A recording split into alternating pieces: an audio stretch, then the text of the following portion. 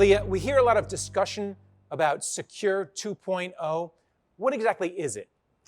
So Secure 2.0, what we talk about is really a package of different bills that have been passed, one out of the House and two that have been passed out of Senate committees. And this is important to understand because this is not a bill that's completely done yet.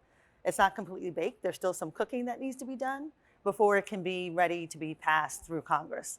So why hasn't it been passed yet? Because there's bipartisan support for it, correct? Exactly.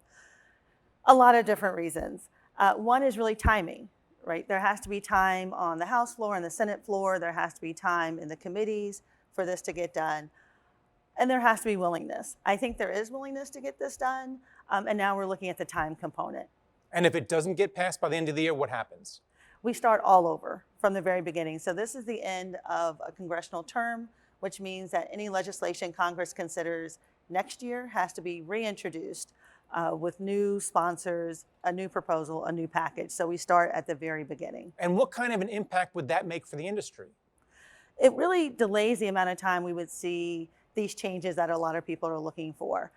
When we are coming into a new Congress, and especially because we've had a turnover, at least in the House, they're going to be looking at their own priorities and not really interested in what was done in a previous Congress. So it really sets back the timetable for getting these changes done. And we've seen some notable senators actually retire. How will that affect retirement legislation, not just the Secure 2.0 Act, but others as well? We will see a lull in retirement activity. These, as I mentioned, it's a new Congress, so the bills have to be reintroduced. And many of these retiring congressmen were people who sponsored the legislation. So we'll have to find new sponsors. And these people are really irreplaceable. These were people who were not just knowledgeable about retirement security, but they were really advocates for retirement security. So finding people who have that kind of passion again is going to be hard.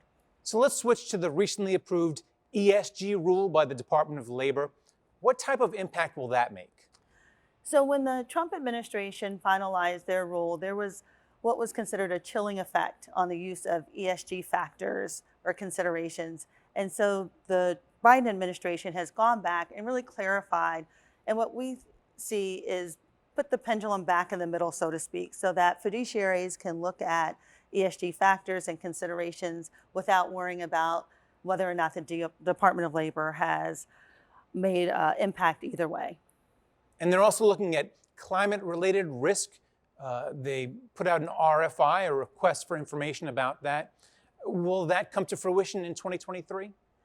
I think it'll be a while before we see anything on that. The overwhelming response they got to that RFI was to focus on the ESG final rule. And even though that's final now, they still have other priorities and other things to do. So I think it'll be a little bit before we see any further action on that particular RFI. And then finally, what about the updated fiduciary rule? How will this affect the industry? We were hoping to see a proposal by the end of the year, and it's looking like that might slip into the first of the year. There is a prohibited transaction exemption that the department has put out, previously put out. So we will continue to use those prohibited transaction exemptions, but look forward to seeing further updates that will help fiduciaries again in this space. All right, well, thanks a lot for coming on and talking about it. Thank you.